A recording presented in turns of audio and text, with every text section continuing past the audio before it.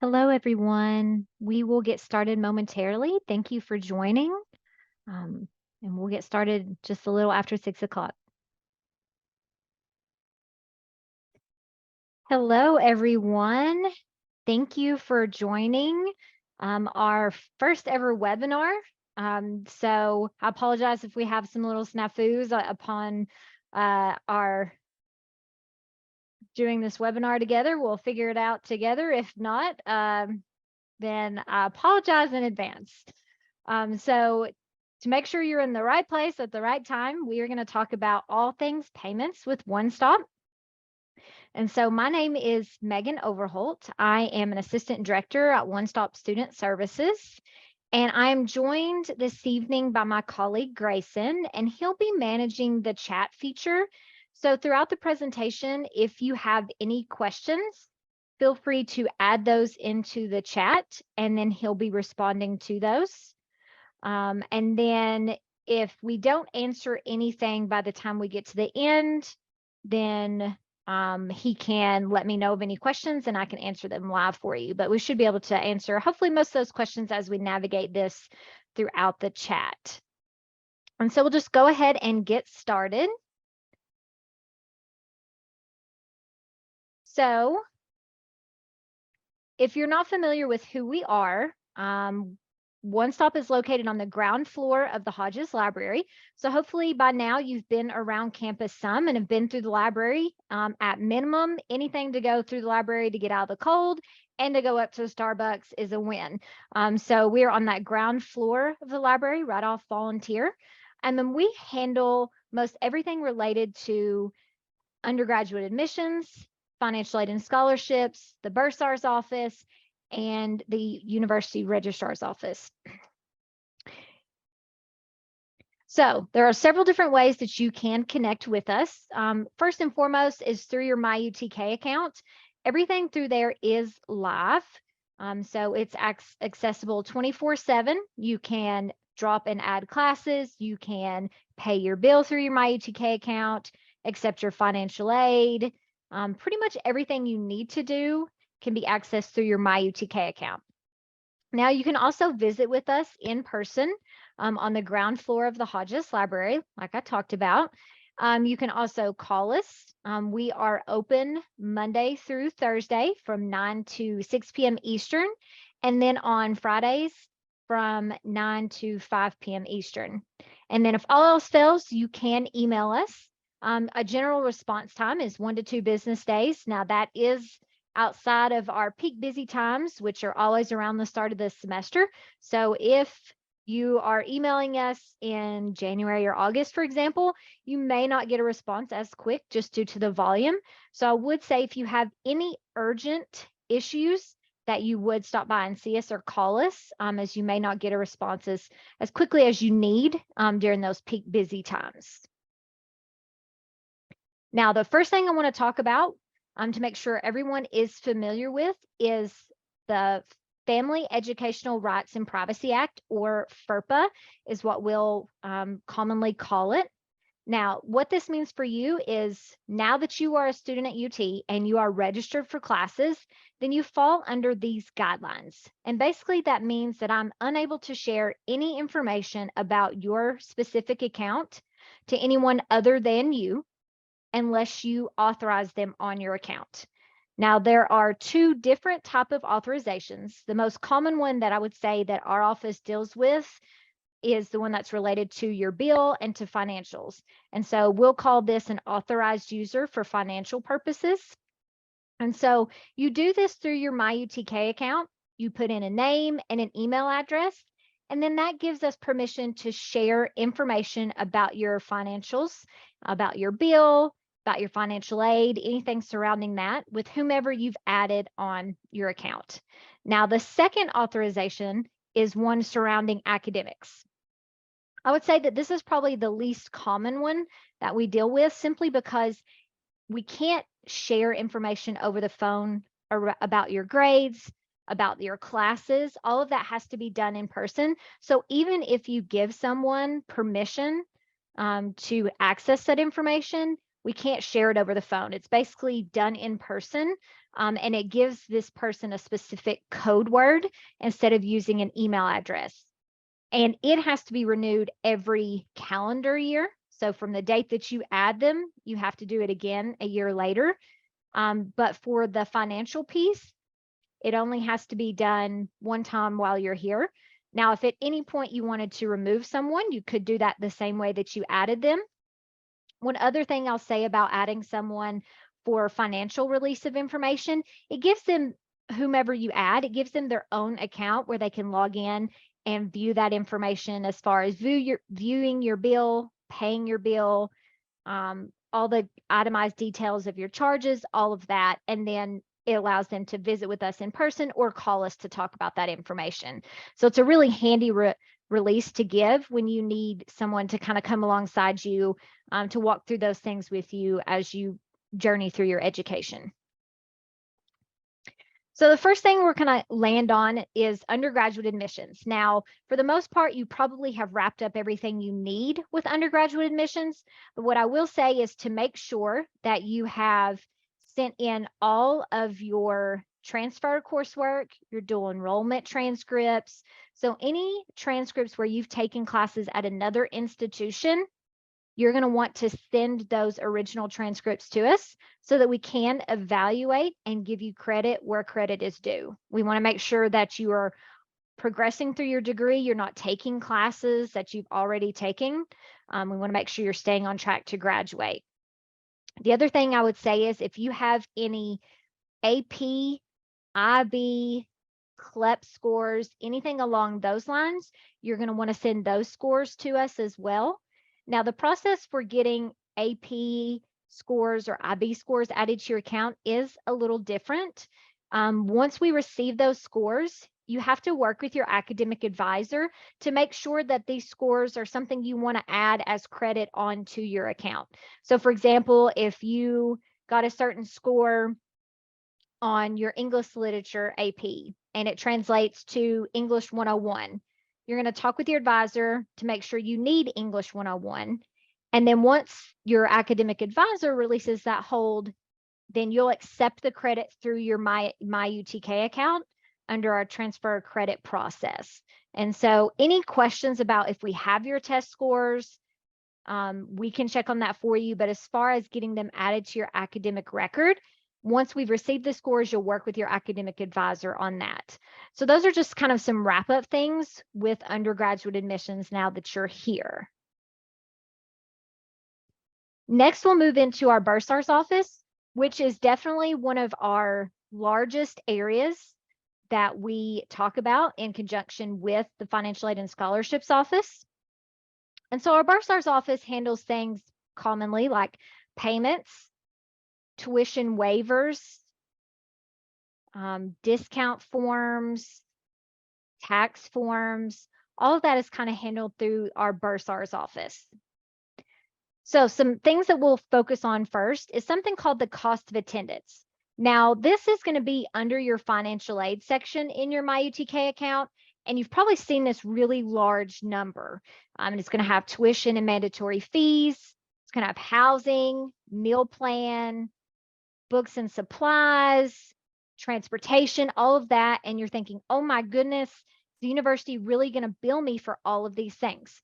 So the good news is that we don't bill you for all of those things. Based off you as a student, that will help kind of formulate your bill. So you're definitely going to pay tuition and mandatory fees. And then if you live on campus, you will experience housing costs. And then whether you're a commuter or a non-commuter, you will have a meal plan of some sorts, the minimum being a $300 flex plan if you are a commuter student registered for at least 6 credit hours. Now, the good news about that flex plan is at the end of the semester, if you don't use all of those funds, you can request that back as a refund, but you do have to wait until the end of the semester to do that. The other thing that you're going to see on your bill is something called IA, or inclusive access. I would say a vast majority of our professors are opting in to using online course materials for their classes.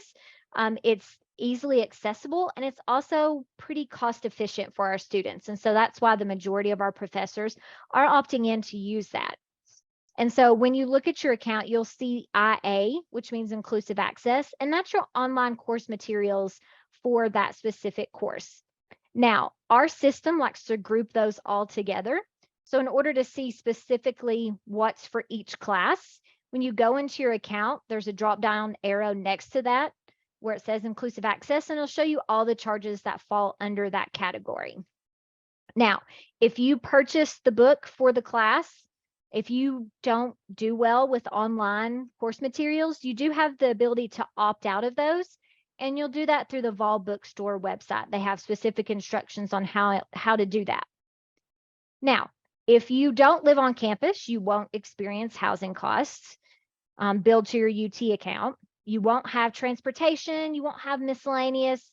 Those are just estimated expenses that you could experience. So the goal of this estimated cost of attendance is to really give you a very big picture of what it could cost for you to attend UT. Like I said, these are things, this is not your bill. We'll talk about where to locate that later, and hopefully you've already seen that for this semester. Now, those mandatory fees that I talked about, here's kind of a breakdown of what those fees are and where they go towards. And so I'll commonly talk about SPSF, which means student program and service fees. And so there's two parts to this. There's a part A and a part B. Now, the part A is most commonly used for student programming on campus and discounted athletic tickets, your access to our rec sports center. And so those are some of the common fees that are covered with the Part A. Part B is your student health center fee. And so this allows you to visit our student health center on campus. It also allows you to visit our student counseling center should you need that while you're here. And so both of those combined, we really think help make the student experience, but also all of these other fees as well really help make the volunteer experience on campus, give you access to all the resources that you need. So this is kind of a breakdown of where do these fees go. And you'll see these individualized on your bill online. Now, I mentioned earlier that the Bursar's office does handle discounts and waivers. So there are a couple of different ones that we accept. So there's the ones that you'll turn in one time, and then there are the ones that you'll turn in every semester. So spouses and dependents of UTK employees, and then dependents of retired state of Tennessee employees and public school teachers. You only have to turn in that form one time, and then it's good for every semester that you register for the duration that you're here.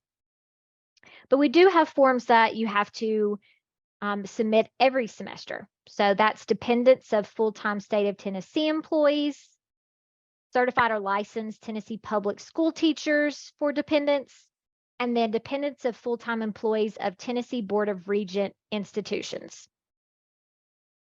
So you'll notice the difference is that the retired ones, you only have to turn in once, but if they're a current employee, you have to turn it in every semester. Now on the right-hand side of the screen, you'll see the dates that we begin accepting these for each semester. So for the fall semester of next year, we'll begin taking them June 1st. But if you are thinking about taking summer classes, we'll start taking those March 1st. And then if for some reason you didn't realize or you've forgotten at this point that you can get a discount for the spring semester, it's not too late to do that. As you can see, we started accepting those last October, and we'll accept them until the last class day for the semester. So if you find yourself in one of these categories and you've not submitted that discount form, you can definitely still do that for this semester. And then it'll show up as a line item on your bill that says something like exemption waiver, and it'll have an amount deducted from the tuition only. So this is a great resource for our Tennessee public school teachers and Tennessee State of Tennessee employees. Now, I mentioned earlier that we'll talk about locating your bill and kind of what it looks like. So when we issue your bill for the semester, you'll get an email. And then if you have anyone on your account that has been authorized, they'll also get an email that lets you both know that it's available to view, and it'll show you the payment due date and give you instructions for how to access it. So as a student, you'll access this through your MyUTK account. Once you log in, on the right-hand side under the My Financial Information section, there's a place for you to click on View Pay Fees. When that page loads, in the center of the page, there'll be a place where you can click on Statements. Now, when the statement comes up, it'll look something similar to this. I stole this from one of our student workers, so it is a live bill for this semester. And so you can see, like I talked about earlier, about the inclusive access charge. It'll show English 101 here, as you can see on the screen, but there's an arrow that'll have a drop down next to it where you can see where all of those fees go into that inclusive access charge. You can see where this person has made a payment, and then you can see a breakdown of their bill, and then their financial aid is at the bottom. So you'll see direct loans. They have internal scholarships. They also have a parent loan. So you can see how much they've paid on their account. Now, something that I don't have on this screen, since this is a real student's bill, is at the bottom of this statement, it shows the classes that this person is taking this semester. So this is an excellent resource for you to use. If you have a scholarship donor that needs to see that, you can submit that. If you're trying to withdraw funds from maybe a 529, from an IRA or anything like that, this can be used as documentation. At the top of the bill, it does have the student's name, ID, and the address on it. So this is a great thing that you can save and use for documentation to request funds in any way. Now, where to make a payment? Hopefully by now you know this, but in case you don't, the quickest and easiest way to make your payment is online through your MyUTK account. Like I showed you on the previous screen, when you log in under the My Financial Information section, you click on View Pay Fees, and that'll take you into our payment portal system. Once you get logged in there and click on Make a Payment, then it'll take you through making a payment through that portal. That's the easiest way to make your payment. You don't have to stand in line. It's available 24/7. And you get credit on your account immediately for that payment. So you don't have to wait for us to process it overnight or anything like that. We also have a drop box available on the ground floor of the library. It's in the corner when you come in. We have payment envelopes and pins where you can put your cashier's check, your money order, your personal check, an external scholarship check. Any of those payments can be placed inside that envelope and dropped in our secure drop box. And then we take those over to our bursar's office daily. So if we're not there, if it's after business hours, we'll get it the next business day that we're open. You can also mail all of the above mentioned payments to the bursar's office directly. So one thing I will point out is that in person, we do not accept credit card payments. You can drop your payment at the drop box, like I mentioned, but the only way to use any type of credit card is to do that online through your MyUTK account. Now, when to make a payment. Hopefully you did not experience this when we talk about kind of when and what happens when you don't make a payment. So you'll want to pay, obviously, by the payment due date each semester. So for the spring semester, that was January the 13th, and you needed to pay everything in full on the 13th, or we do have a deferred payment plan option where you can spread out your payments over the course of a couple of months through the semester, and you have to make a down payment for that. So we'll talk about what that looks like in a minute. But you need to make sure you're making your payment and you have everything sorted by the payment due date. And so if you're using any type of financial aid, which we'll talk about a little bit later in the presentation, you need to make sure you have all of that sorted by payment due date, because there are just some things that we can't get taken care of the day of. Now, like I mentioned, the deferred payment plan. This is a great option to really spread out your payments for this semester. There is a $30 setup fee for using the deferred payment plan. That's the only fee that you'll incur for using the plan. unless you miss a payment or don't make a payment in full. And then at that point, you would experience a late fee of $35, or at the end of the semester, a $45 late fee. There are not any interest charges or anything like that for utilizing the deferred payment plan. So what happens is you go to enroll in the deferred payment plan, and it will require a 50% down payment. So if your bill is $5,000 after all your financial aid has been applied, then your first installment would be, or that down payment would be $2,500. And then it takes your remaining $2,500 and spreads that out over 2 installments of 25% each. And so for this semester, that looked like January 13th was the first installment. The second one is 30 days later, and so that's due on February the 28th. And then the third and final installment is due 30 days after this one, and that should be on March 31st, I believe.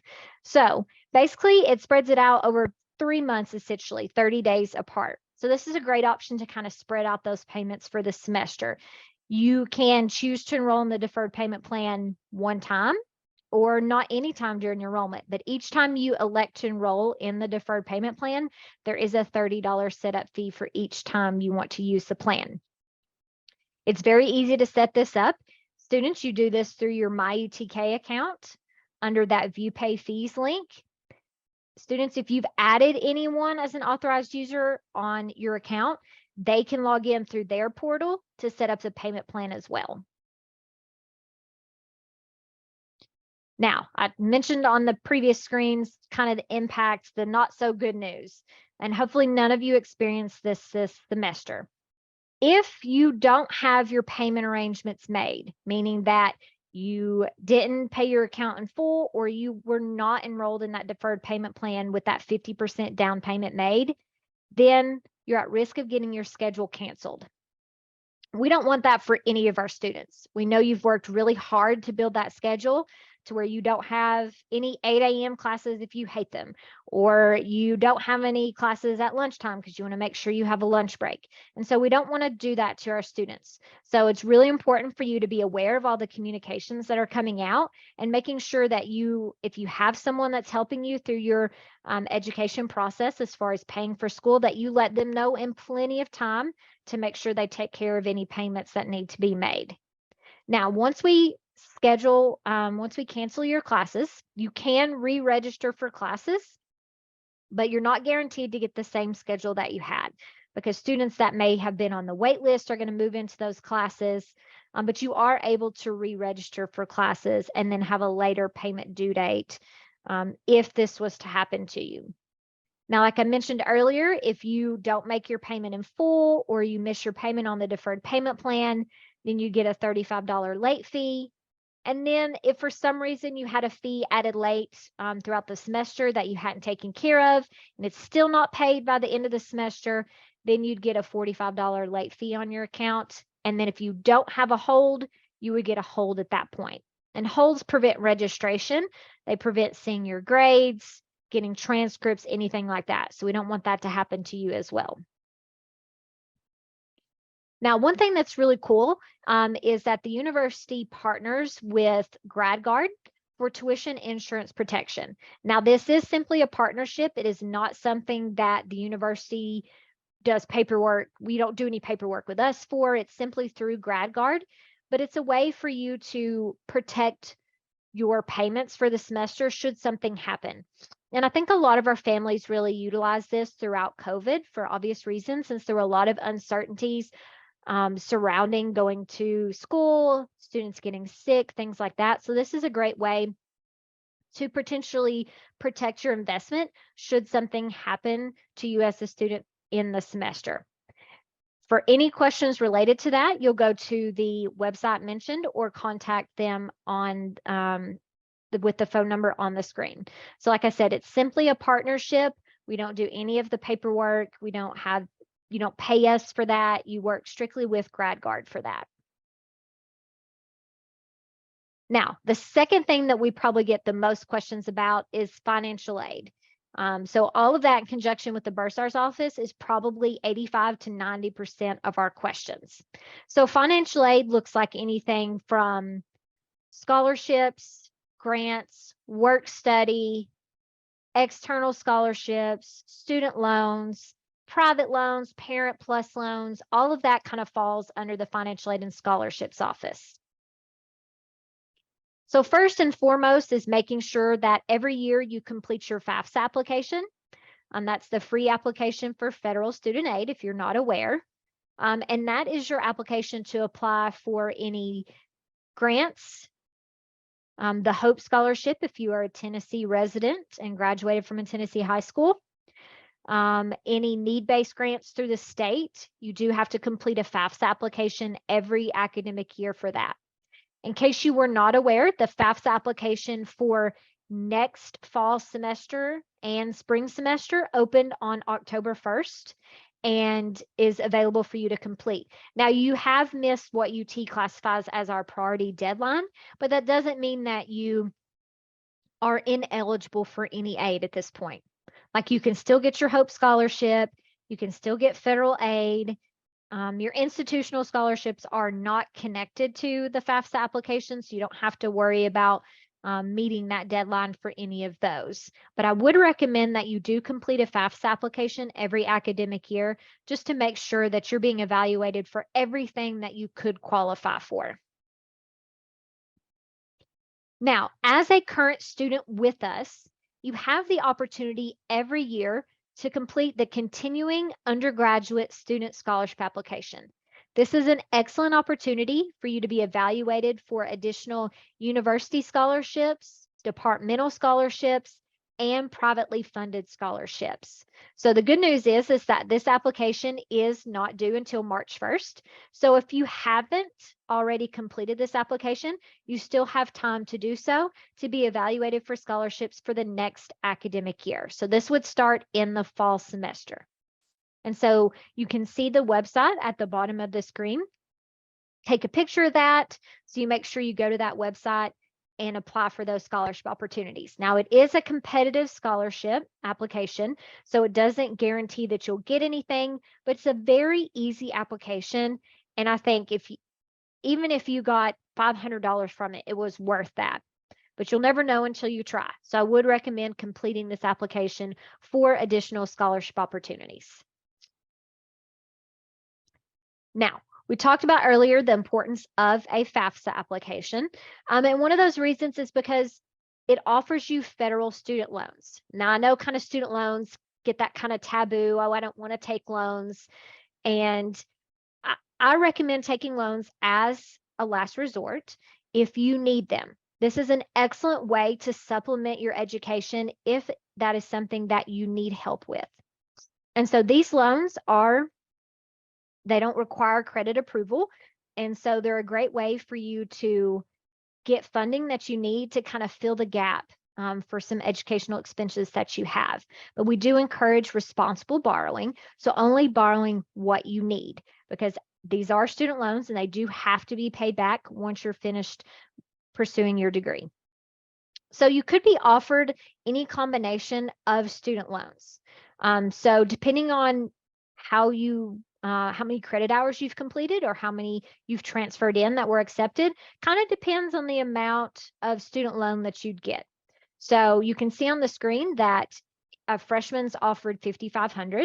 And so that's anyone with 29 hours or less. If you're a sophomore, you're 30 to 59 hours. And then a junior or senior is 60 plus hours. And so you can see the amount that you would be offered for an academic year. Now, you can be offered a combination of a subsidized loan or an unsubsidized loan. The FAFSA application helps determine the type of student loan that you'll be offered. So the subsidized loan is a need-based loan. And so completing the FAFSA application tells us if you fall into that category. If you do, then you'll be offered a portion in the subsidized loan and then the remaining in an unsubsidized loan. Now, if you don't fall into that need-based category based off the information on the FAFSA, then you'll get it all offered in the unsubsidized loan amount. But the amount that you see on the screen based off your grade level is the total amount you would get for a year. So if you're still looking for additional funds for this semester and you did transfer in, sometimes your transfer work isn't completely done when we offer you your financial aid. So I would take a look at that. Make sure you have the right amount based off your completed credit hours. And if you don't, reach out to us. We'll check on it and then see how we can get those additional funds offered to you.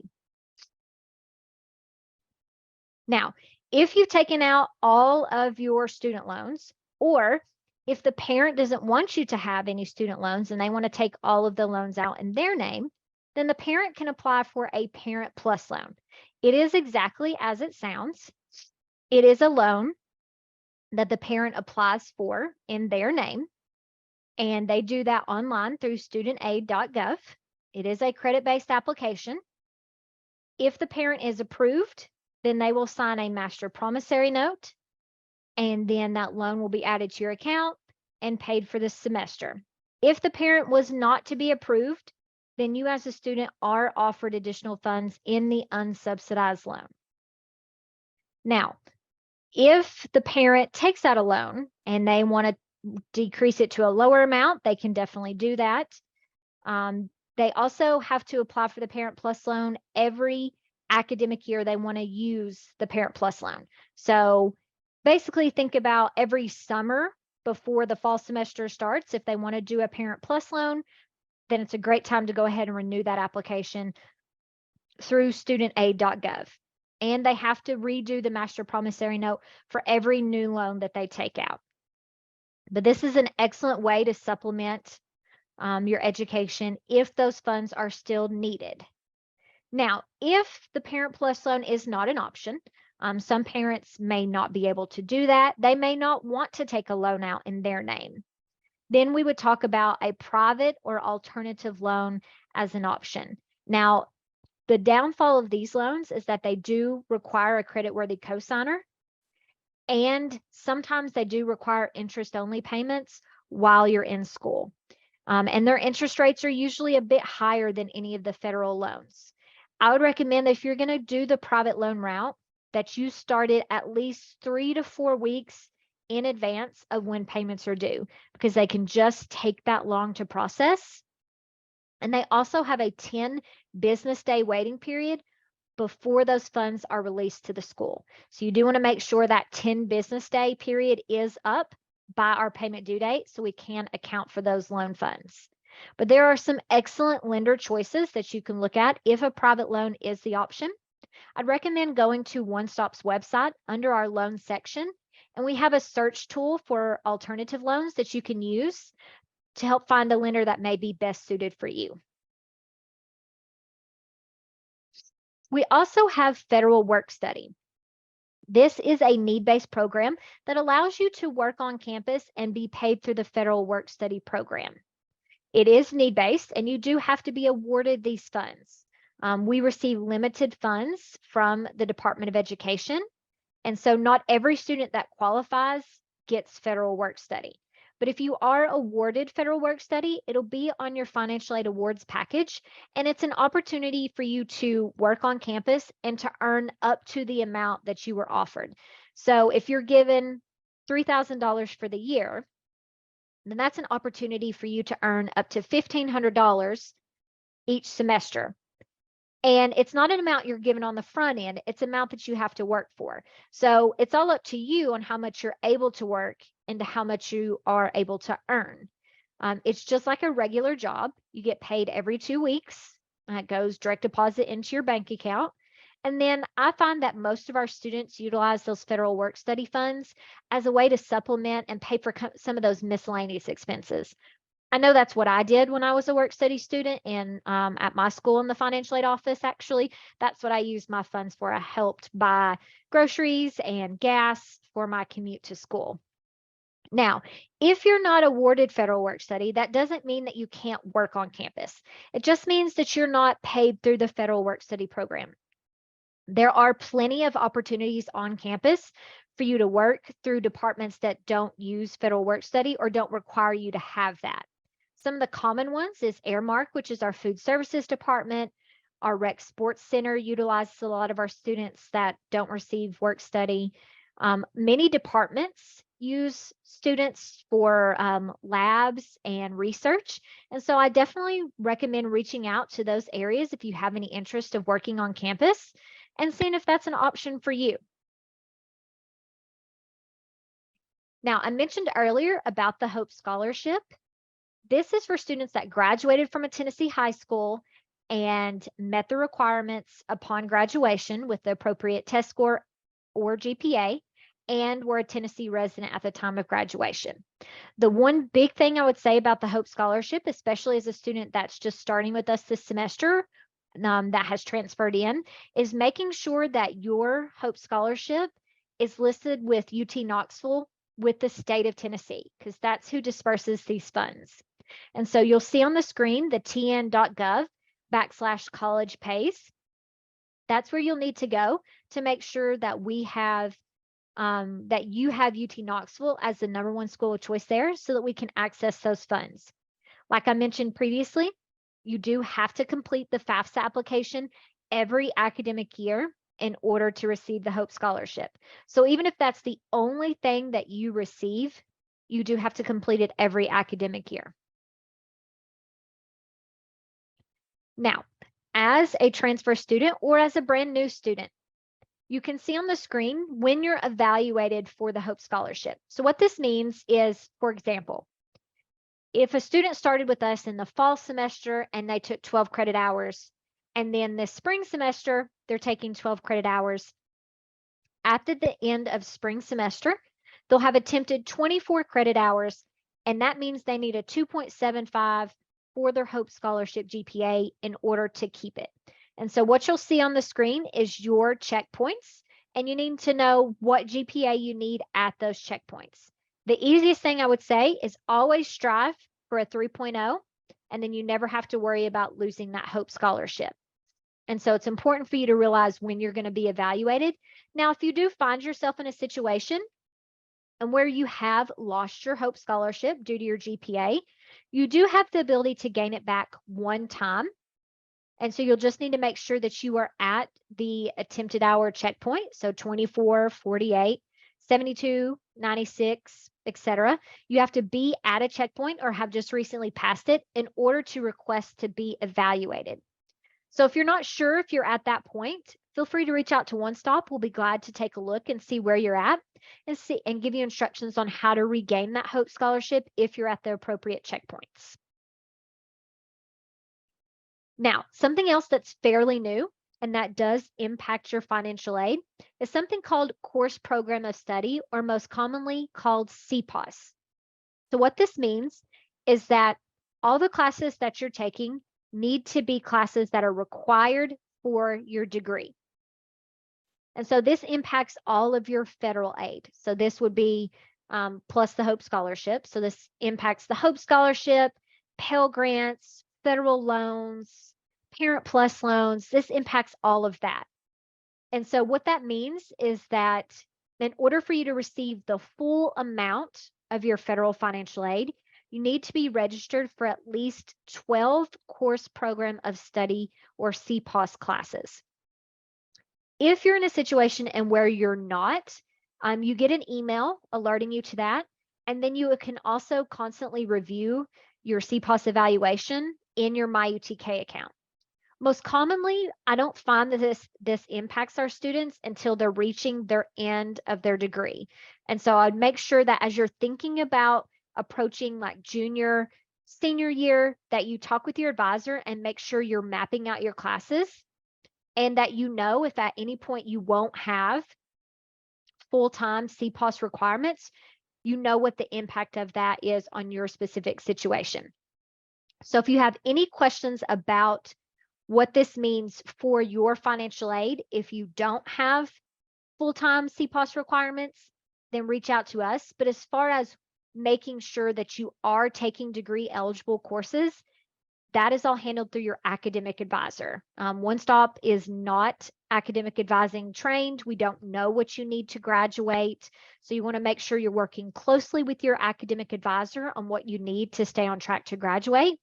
But once you know if you're going to be less than 12 CPOS hours and you want to know how that impacts you, then come and talk to One Stop and we can look at the impact of that.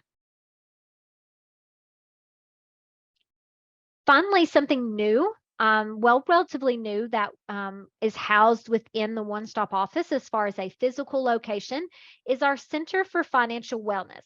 Now, this is a fairly new office on campus. It launched in 2019 and was supposed to have its grand opening in 2020, but then the world shut down because of COVID. So it is still fairly new on campus. We love our Center for Financial Wellness. This is an excellent resource for students and families to talk with our counselors within the Center for Financial Wellness, to talk about extra ways to save money. They'll talk to you about budgeting. They'll look at a college plan and do it for 3 years to see, how much you could anticipate paying for the next 3 years, to help you kind of map that out and talk to you about ways that you can help minimize those costs. So they'll talk to you about how to budget your money, how to make sure you're using your refunds appropriately if you get those. They're an excellent resource on campus. And so, like I said, it's a great place to help improve money management skills. They offer one-on-one appointments, in person or Zoom.